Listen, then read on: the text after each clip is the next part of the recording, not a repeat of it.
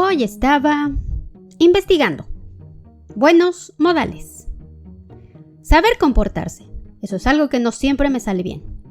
Y es que las reglas de etiqueta y comportamiento varían de acuerdo al lugar donde estés parado. Un tal señor Carreño y su manual nos moldeó los modales hace algún tiempo. Y me pregunté, ¿quién inventó los buenos modales? ¿Y por qué mi madre me atormentó con ellos cuando era pequeña? Si bien hoy en día hablar de buenos modales o etiquetas suena algo anticuado, les sorprendería saber lo mucho que estos elaborados códigos de conducta moldearon a la sociedad y fueron parte primordial para el proceso de civilización. Es de suponerse que la higiene fue parte importante de este proceso. Pero no, los buenos modales fueron impuestos más por un juego de poder que por la repulsión que le ocasionaba a los demás oler flatulencias ajenas. Prepárese un café, que esto va a estar largo, pero les juro que usted saldrá de aquí sintiéndose una dama o un caballero. Los buenos modales van de todo, desde los conocidos, que son como comer en la mesa, hasta qué muebles debes tener en tu casa. Las buenas maneras al relacionarnos en sociedad impulsaron lo que hoy somos, y muchas de las reglas escritas en tiempos antiguos hoy ya son formas de comportamiento que jamás nos cuestionamos, pero sin ellas simplemente no podríamos existir como sociedad civilizada. Pues bien, todo comenzó en Egipto, donde podemos encontrar el primer escrito conocido sobre los buenos modales. Fue redactado por el ministro del faraón Isesi, un tal Ptahhotep, de 96 años, listo para ceder el poder. Escribió el llamado Papyrus Prices, un manual de código de conducta para los líderes, que a su vez fue utilizado para educar a los jóvenes sobre cómo escalar en la sociedad. Este documento contenía una serie de instrucciones para aquellos que querían moverse dentro de las cúpulas de poder. Estos debían tener una serie de virtudes y era una manera de ayudarles a tomar buenas decisiones. Solo existen 4 copias del mismo y solo una de ellas pertenece al reino antiguo. Entre las muchas instrucciones que contenía estaban: toda conducta debe ser tan recta que se pueda medir con una plomada. Esto es una plomada. No chismes en tu barrio, porque la gente respeta a los silenciosos. Las señoras de mi barrio eran unas malas educadas para los egipcios. ¿Verdad, señora Susana? El que tiene un gran corazón tiene un don de Dios. El que obedece a su estómago obedece al enemigo. Usted tenía toda la razón, don Ptahhotep. Obedecer a mi estómago no me hace nada bien. Solo habla cuando tengas algo valioso que decir. Los egipcios le daban mucha importancia a la obediencia a los adultos y al escuchar antes que hablar. Y Dios les daba todo. Dios les ayudaba a crecer sus territorios y fortunas. Nada tenían que ver los esclavos, construye pirámides. No, era Dios. Los romanos y griegos también tenían códigos de conducta estrictos. Ellos le daban más importancia al exceso. Comían y bebían sin mesura, y el no hacerlo era considerado descortés. Las flatulencias eran permitidas, y era obvio. Con esos ropajes vaporosos era más fácil airear la orquesta emitida por tus posaderas. Sin embargo, con la caída de estos imperios y la llegada de los bárbaros, la buena conducta cayó en desuso, pues era percibida como un signo de debilidad. Se ha afirmado que el progreso social de una comunidad es directamente proporcional al número de sus cenas. Y en todas las épocas, sin duda, estas han sido fruto de una relación amistosa entre naciones y de las amistades más íntimas entre personas cultas y refinadas. Napoleón reconoció esta verdad y pagó de buena manera las costosas cenas ofrecidas por Cambaceres, uno de los estadistas y gastrónomos más distinguidos de Francia. Cuando el duque de Wellington comandaba los ejércitos aliados en París, Cambaceres lo invitó a cenar y sirviéndole un plato especialmente delicioso le dijo que confiaba en que sería de su agrado. Muy bien, respondió el duque, pero la verdad es que me importa poco lo que como.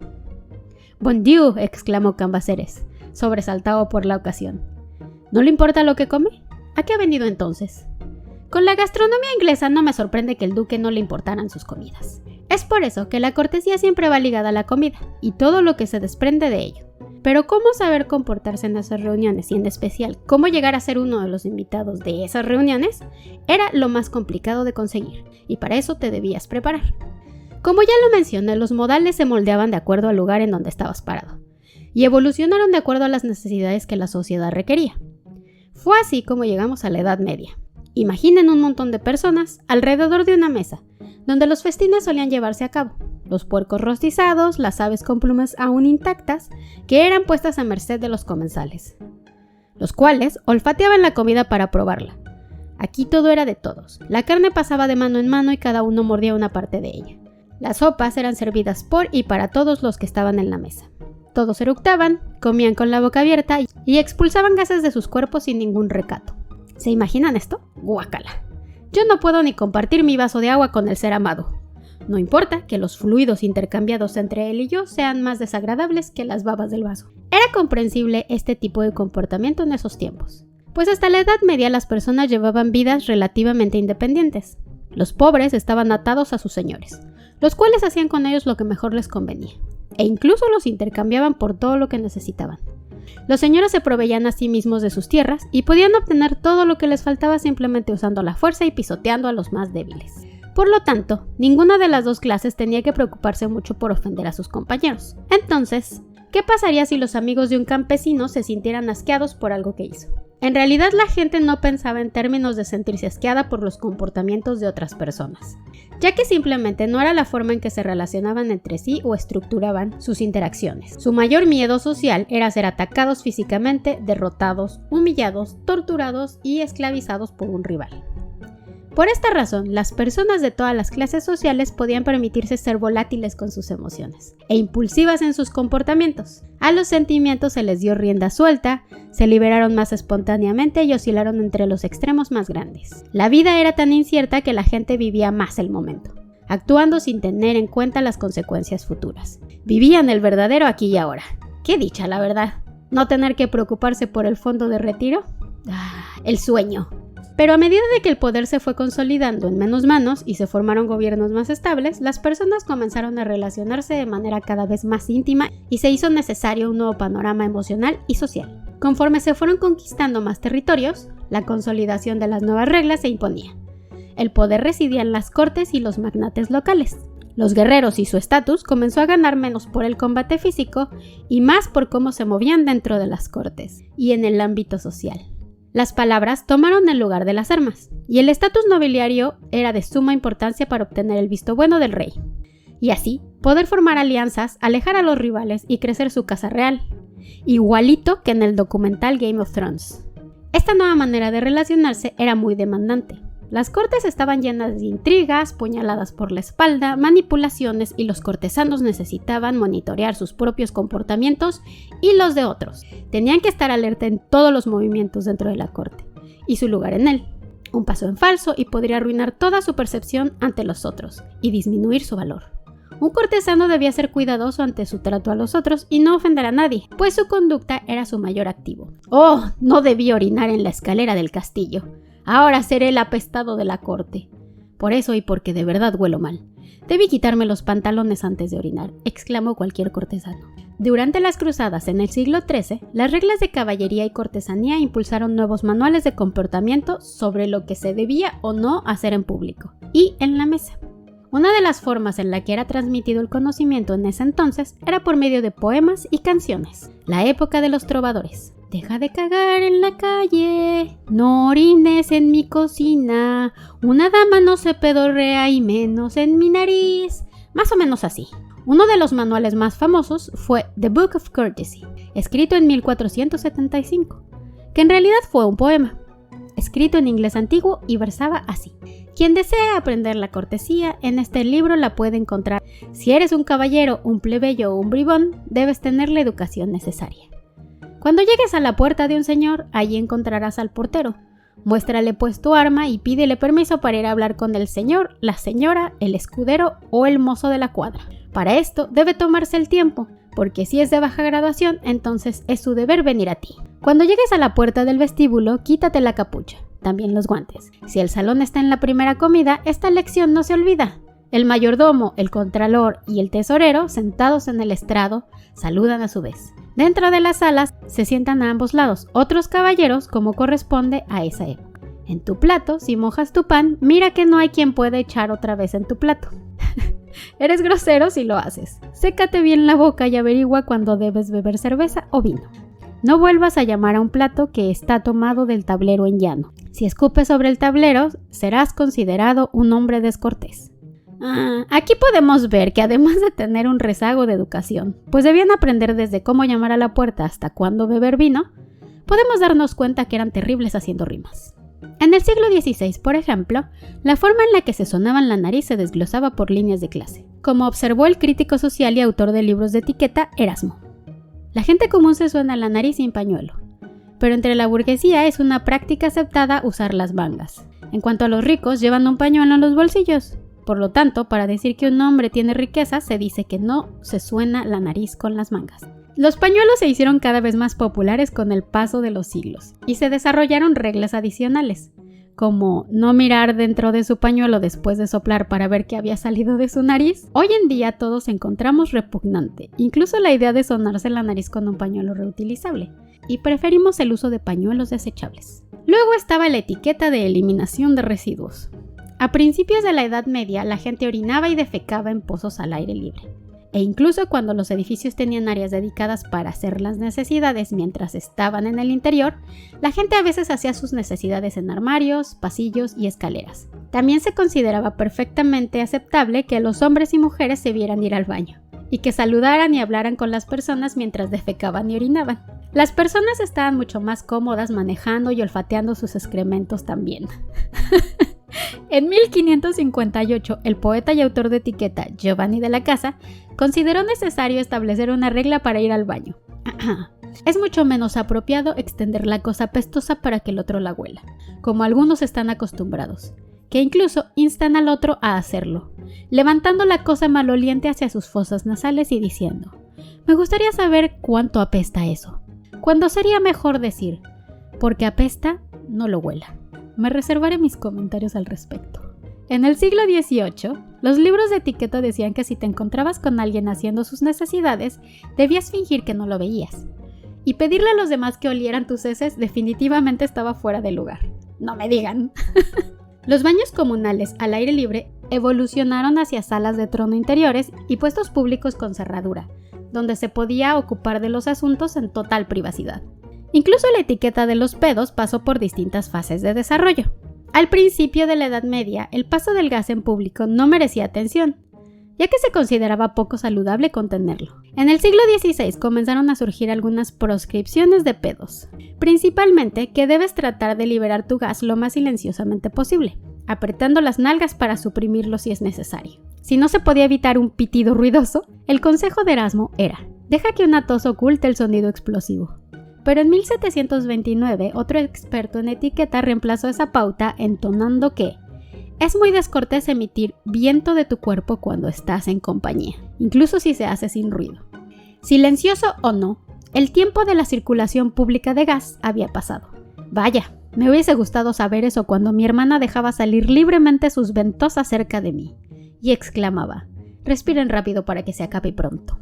No todos los manuales eran públicos, pues recordemos que la elegancia y los buenos modales en un inicio eran de la vida aristocrática, de la corte, de donde obtenemos las máximas concisas sorprendentemente modernas sobre el comportamiento, ofrecidas por el noble francés François de la Rochefoucauld, el cual escribió Maxims en 1665.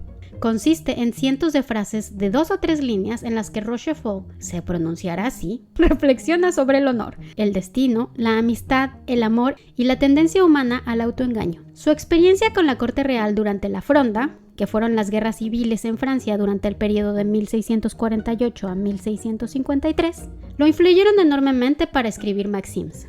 Vio de primera mano la confabulación, la duplicidad social que se producía entre los miembros de la corte real y observó que a menudo en la vida no son los virtuosos sino los astutos y afortunados los que triunfan. Al igual que muchos escritores clásicos franceses, La Rochefoucauld glorificaba la fuerza del cuerpo, el carácter y despreciaba la debilidad. Maxims contenía 504 citas y podemos leer lo siguiente: nadie merece ser alabado por su bondad si no tiene la fuerza para ser malo. Cualquier otra forma de bondad suele ser simplemente pereza o falta de fuerza de voluntad. La humildad a menudo es simplemente una pretensión de sumisión que usamos para hacer que otras personas se sometan a nosotros. Es un artificio por el cual el orgullo se degrada a sí mismo para exaltarse a sí mismo. Y aunque puede transformarse de miles de maneras, el orgullo nunca está mejor disfrazado y es más engañoso que cuando se esconde detrás de la máscara de la humildad. Este señor con nombre de queso soltaba factos. Si se dan cuenta, dice cosas que hoy en día son totalmente aplicables. Y hoy no nos peleamos por reinos o coronas. Pero los buenos modales iban de eso, destacar las virtudes en las personas para hacerlas confiables. En 1647 se escribió El arte de la sabiduría mundana o El oráculo de bolsillo y el arte de la prudencia. Es un libro de 300 máximas y comentarios escritos por un sacerdote jesuita del siglo XVII.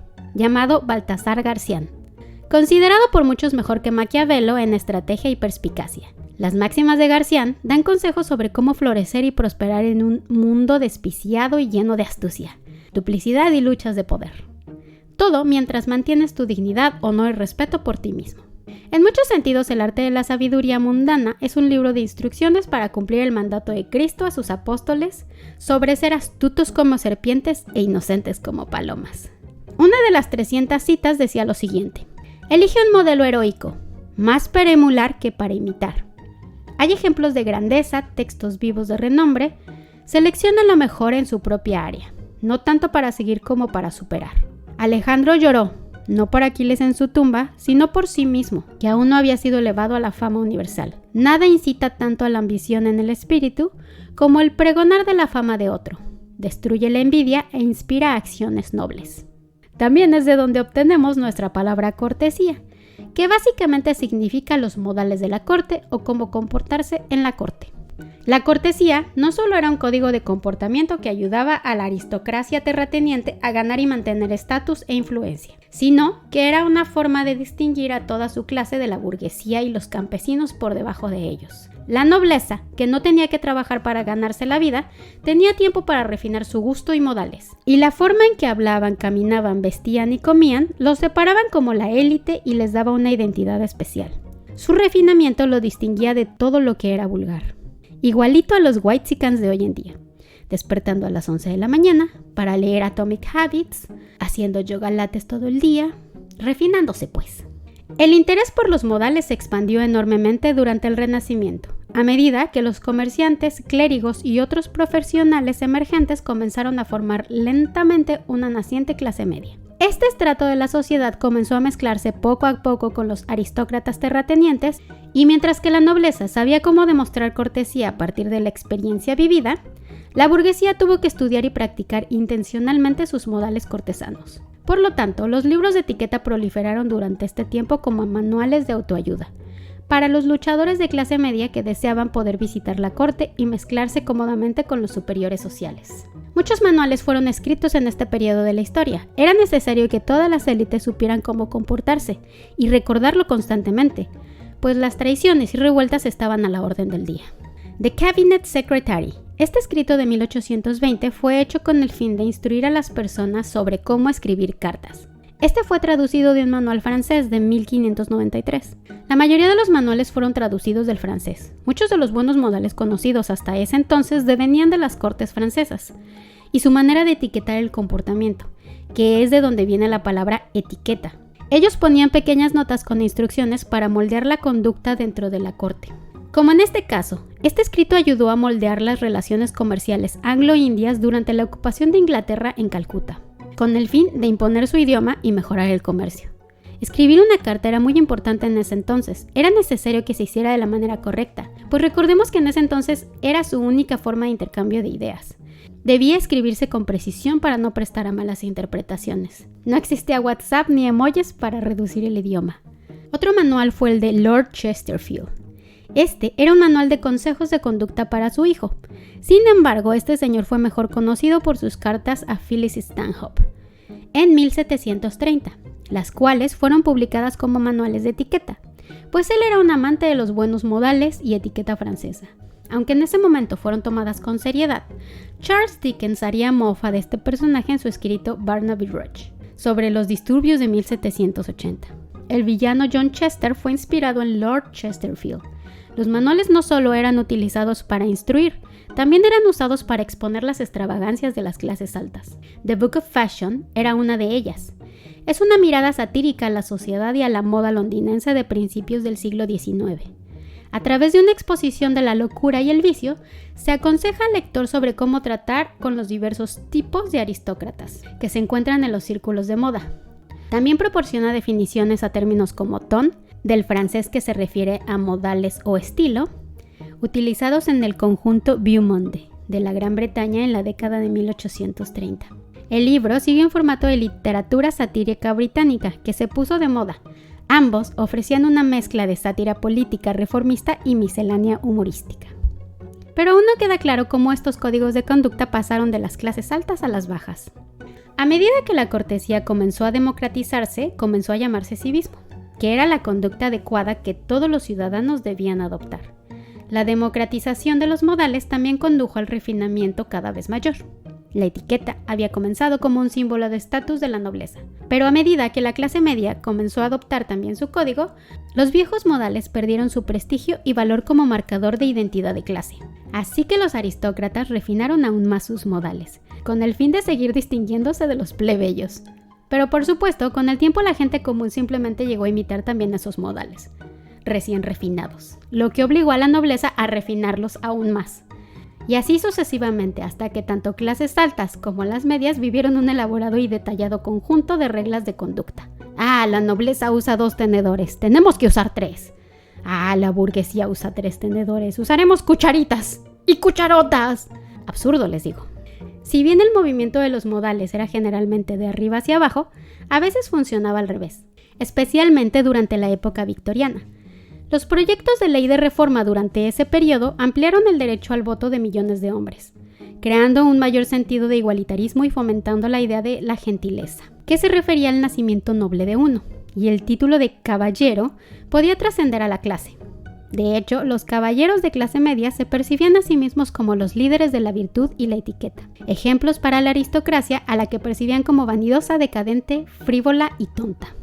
Los victorianos de clase media se esforzaban por ser más sobrios y rectos que sus pares aristocráticos, particularmente en demostrar modestia en asuntos de dinero y moralidad sexual. Gran parte de la etiqueta se centró en lo que era necesario para una economía productiva, por ejemplo, la puntualidad. Y mientras que la aristocracia se había enorgullecido anteriormente de su desdén por el trabajo y el amor al ocio, hacer algún tipo de trabajo, ya fuera caritativo o con fines de lucro, se convirtió en un componente central de respetabilidad para ricos y pobres por igual.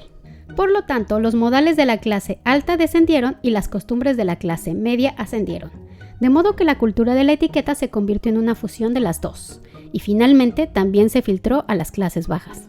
Mientras estas formas de comportamiento se expandían, las formas de adoctrinamiento se metían en todos lados, y ya no les pertenecían a la nobleza, ni su uso ni su enseñanza, que hasta ese momento solo era valorado si venía de la boca de un noble, pues eran los únicos que sabían de buenos modales. Las escuelas, la iglesia y el gobierno se encargaban de la difusión, aunque era obvio que sus intenciones eran bastante cuestionables.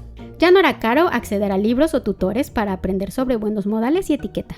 El autor John Butcher enseñaba etiqueta en escuelas y daba clases privadas, con un precio de un chelín. Él escribió Instrucciones de etiqueta.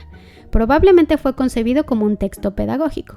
La tercera edición viene con una funda de tapa dura con información impresa de autopromoción, pegada al frente y al reverso, algo así como los libros de autoayuda de hoy en día. El libro tenía la siguiente dedicatoria: a la nobleza, a la alta burguesía, a los padres, a los tutores, a los maestros y a todos los que son axiomas para el bienestar de la generación actual y de la que está por venir. Pero conforme las diferencias de clases se iban reduciendo y los modales ya eran la norma, detractores de la etiqueta, la moral y los buenos modos empezaron a tomar notoriedad. The Himalayan Instructor, este manual satírico de mediados del siglo, es, y cito, respetuosamente dedicado a todas las señoritas, caballeros, viejos solteros, hombres y mujeres casados de la cristiandad. El pequeño volumen incluye capítulos sobre mostrar el tiempo para casarse, los requisitos de una buena esposa, la manera de cortejar, hacer la pregunta, la noche de bodas, los deberes conyugales, las reglas de cortesía y el lenguaje del anillo en el dedo. Se leía como conclusión. Por lo tanto, amable lector, acabamos nuestra pequeña homilía sobre los asuntos familiares. Lo que hemos dicho te hará bien. Confiamos, si lo estudias como un libro de texto, te servirá para guiarte sobre el peligroso mar del amor, el cortejo y el matrimonio. Le permitirá, si se consulta a menudo, mantenerse alejado de esas rocas y arenas movedizas sobre las que tantos han hecho naufragios de bendición anticipada. Y en esta reflexión consoladora encontramos la recompensa de nuestros trabajos. Y ahora, como un favor recíproco, ¿no comprarías una copia de nuestros dichos? ¿Y por lo tanto pondrías un centavo bien ganado en nuestros bolsillos casi vacíos? Veremos. Adiós. Que los dulces más selectos de La luna de miel nunca te acompañen. Curioso el libro, pues lo escribió alguien que estaba en contacto directo con la iglesia, pero eso no fue un impedimento para cuestionarla y reírse de las absurdas reglas que ésta imponía. Mientras escribía este tipo de textos, también componía la canción Aleluya, Aleluya. Aleluya. Creo que era un mal compositor. Quiz era un seudónimo del clérigo inglés y escritor de himnos Edward Caswell. Su primera obra satírica, El arte del desplume, se publicó en 1835 bajo el seudónimo Scribeus Redivivus. En 1837 publicó los sketches de John Ladies, en los que utilizó la comedia social para caricaturizar a 24 tipos femeninos contemporáneos, como la joven literaria, la joven abstemia, la joven inteligente. La obra fue ilustrada por el artista inglés Havelock Brown, conocido como Peace. Su editorial publicó historias, actas y resoluciones de la corte, panfletos, periódicos y publicaciones periódicas como The Boston Weekly Magazine. La editorial había comenzado a principios de la década de 1830 como un establecimiento de venta de libros y gradualmente asumió el negocio adicional de la publicación. El lugar atrajo a conocidos pensadores, religiosos, sociales y políticos de la época. Y en la década de 1840 y 1850 fue el centro del movimiento antebellum de Boston. El mismo Oscar Wilde hizo mofa en su obra The Importance of Being Earnest. Se considera una comedia de modales debido a su enfoque en satirizar el comportamiento social, la etiqueta y las convenciones sociales de la era victoriana. La obra emplea diálogos ingeniosos, identidades equivocadas y situaciones absurdas para resaltar la frivolidad y artificialidad de la vida de los personajes. Al final, las clases altas se fueron refinando más y más, y se dieron cuenta que el poder no radicaba en cómo agarrabas una cuchara, o qué tal bailabas en las fiestas de sociedad, y que ser una dama o un caballero no venía de un título nobiliario. Y ese fue el mayor aporte de los buenos modales. Hoy en día muchos de los convencionalismos sociales siguen estando presentes, pero por razones diferentes. La civilidad, que es el resultado de todos esos manuales de comportamiento, hoy nos deja vivir cómodamente sabiendo que existen reglas. Viviré feliz sabiendo que ya no nos pedorremos en público. Un momento, eso sí pasa. Bueno, ya no eructamos en público. Un momento, eso también pasa. Bueno, ya no comemos con las manos. Mentiría si les dijera que no me gustaría vivir en aquellos tiempos, pero la realidad es que yo solo quiero vivir un baile de época, y de preferencia quiero ser parte de la nobleza, pero no de la francesa. Me gusta mi cabeza. Tipi tipitín, tipitín, tipi tipitan, tipitan.